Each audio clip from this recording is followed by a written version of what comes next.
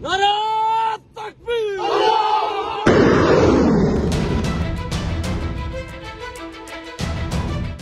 ৮৭ ঘন্টার যুদ্ধে পাকিস্তানের চেয়ে ভারতের ক্ষতি হয়েছে ২০ গুণ বেশি। তবে এই যুদ্ধ শুধু আকাশে হয়নি, সবচেয়ে বড় ধাক্কা এসেছে অর্থনৈতিক খাতে।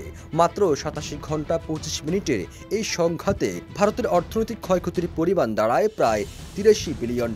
এতে সবচেয়ে বেশি ক্ষতিগ্রস্ত হয় ভারতের শেয়ার বাজার, নিফটি ও সেন্সেক্স মিলিয়ে প্রায় $৮২ বিলিয়ন। উত্তর ভারতের আকাশসীমা বন্ধ থাকায় প্রতিদিন $৮ মিলিয়ন ক্ষতি হয়েছে বিমান চলাচলে। আইপিএল বন্ধ হওয়ায় আর্থিক ক্ষতি হয় $৫০ মিলিয়ন, সামরিক ব্যয় যোগ হয় আরও $১০০ মিলিয়ন এবং যুদ্ধবিমান হারিয়ে ক্ষতি হয় $৪০০ মিলিয়ন। লজিস্টিক ও বাণিজ্য খাতে ক্ষতির পরিমাণ ছাড়িয়েছে $২ বিলিয়ন। এত ক্ষতির সম্মুখীন হয়েও পাকিস্তানের সঙ্গে টিকতে না পেরে সর্বশেষ যুদ্ধবিরতির প্রস্তাব দেওয়া হয় ভারতের পক্ষ থেকে। এখন প্রশ্ন হলো, ভারত কি যুদ্ধের ভয়াবহ এই ক্ষতি কাটিয়ে উঠতে পারবে? আর পারলে সেটি কতদিনে? অন্যদিকে পাকিস্তানের মোট ক্ষতির পরিমাণ আনুমানিক $৪ বিলিয়ন। যমুনা ইলেকট্রনিক্স ঈদে ডাবল খুশি অফার সিজন 3, যে কোনো পণ্য কিনলেই পাচ্ছেন নিশ্চিত ঈদ উপহার। দেশটির শেয়ার বাজারের সূচক পড়ে গিয়ে ক্ষতি হয় $২.৫ বিলিয়ন। পাকিস্তানি সুপার লিগ বন্ধ থাকায় ক্ষতি হয় আরও $১০ মিলিয়ন।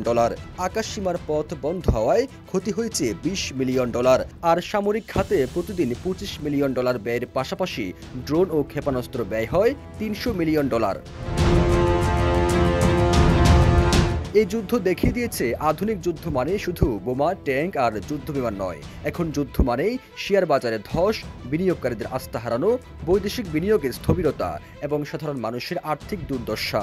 ঘন্টায় $১ বিলিয়ন ক্ষতি, এটি প্রমাণ করে সীমিত সময়েও সংঘর্ষ দুই দেশের অর্থনীতিকে কতটা ঝাঁকুনি দিতে পারে।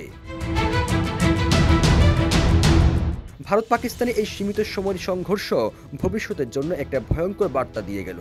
আর তা হলো, যুদ্ধ যত সংক্ষিপ্তই হোক না কেন, তার আর্থিক, কূটনৈতিক এবং সামাজিক অভিঘাত হতে পারে বহুগুণ বেশি। সবুজ ফিরোজ, নিউজ ডেস্ক, ইত্তেফাক।